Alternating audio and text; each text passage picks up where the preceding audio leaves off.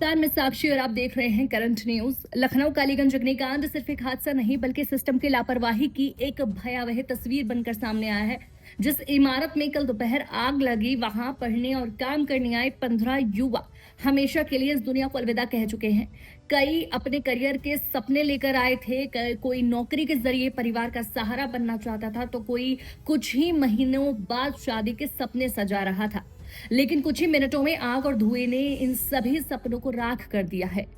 सबसे दर्दनाक बात यह कि अधिकांश युवाओं की मौत आग से जलने से नहीं बल्कि दम घुटने से हुई है। इमारत में बाहर निकलने का कोई वैकल्पिक रास्ता ही नहीं था। सीढ़ियां धुएं से भर चुकी थी और छत तक जाने वाले रास्ते पर भी ताले लगे हुए थे। ऐसे में अंदर फंसे लोगों के पास बचने का कोई भी रास्ता नहीं बचा था।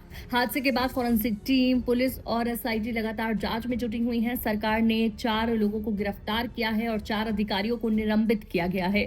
लेकिन सवाल यह है कि ये कार्रवाई पहले क्यों नहीं हुई। जानकारी के मुताबिक जिस इमारत में यह हादसा हुआ उसे वर्षों पहले आवासीय उपयोग के लिए मंजूरी मिली थी, लेकिन बाद में उसे व्यवसायिक गतिविधियों के लिए इस्तेमाल किया जाने लगा।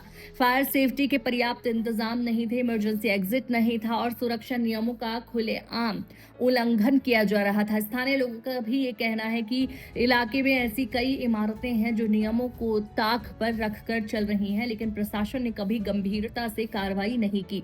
इस हादसे की सबसे दर्दनाक तस्वीर उन परिवारों की है जिन्होंने अपने जवान बेटों और बेटियों को खो दिया।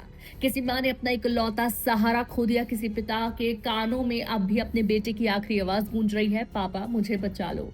किसी घर में कुछ महीनों बाद शहनाई बजने वाली थी, लेकिन जब वहां मातम पसरा हुआ है। यह हादसा केवल 15 मौतों का आंकड़ा नहीं है बल्कि उन 15 परिवारों की टूटी हुई उम्मीदों और बिखरे हुए सपनों की कहानी है।